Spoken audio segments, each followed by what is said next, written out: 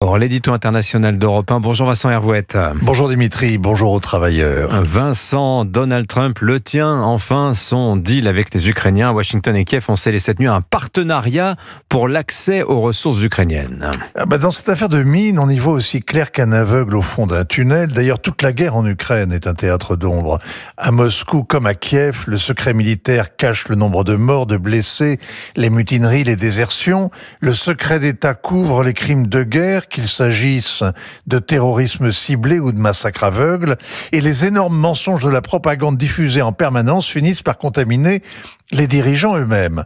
L'accord sur les minerais, longuement négocié entre Américains et Ukrainiens, devait être conclu il y a 2 mois, quand Volodymyr Zelensky a été reçu dans le bureau ovale. La scène de ménage planétaire à laquelle on a assisté a différé sa signature. L'Ukrainien a claqué la porte, les diplomates ont repris leur palabre. Les retrouvailles samedi dernier à Saint-Pierre-de-Rome entre Volodymyr Zelensky et Donald Trump, auxquelles toute la planète a assisté médusée, ont rendu la signature urgente.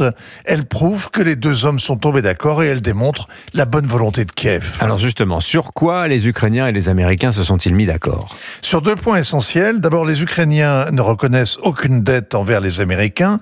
Donald Trump avait réclamé les terres rares en échange des dizaines de milliards de dollars déversés depuis 3 ans. Il n'en est plus question. Ce qui est prévu, c'est un fonds d'investissement pour la reconstruction de l'Ukraine qui sera financé et géré par les 2 pays.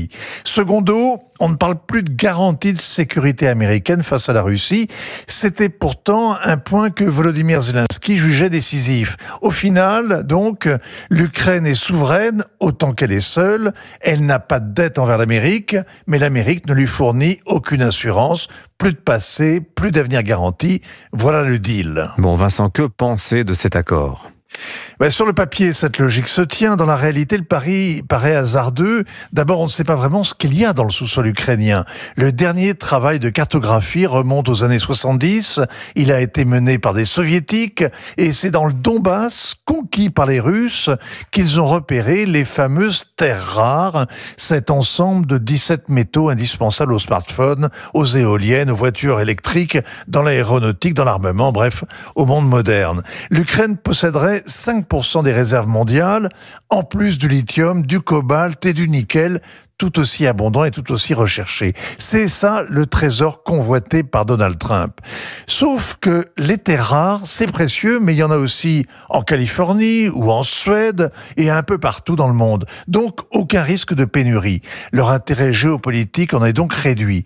Sur le plan industriel et financier maintenant. La question aussi se pose car exploiter une mine exige de lourdes infrastructures, beaucoup d'énergie, des voies ferrées, de l'eau douce, s'il faut procéder à la transformation en tout cas, tout ce qui fait défaut dans l'Ukraine dévastée. Le journal Les Échos parlait hier d'un fantasme américain à propos des réserves minières de l'Ukraine comme du Groenland. La réalité crue, la réalité de la guerre, ce sont bien les mines, mais les mines anti-chars, les mines antipersonnel dont il faudra débarrasser l'Ukraine si elle retrouve un jour la paix et qui continueront malgré tout pendant des décennies à miner la sécurité de ses habitants. Ainsi va le monde. Signature Europe 1, Vincent Hervouette. Merci beaucoup Vincent.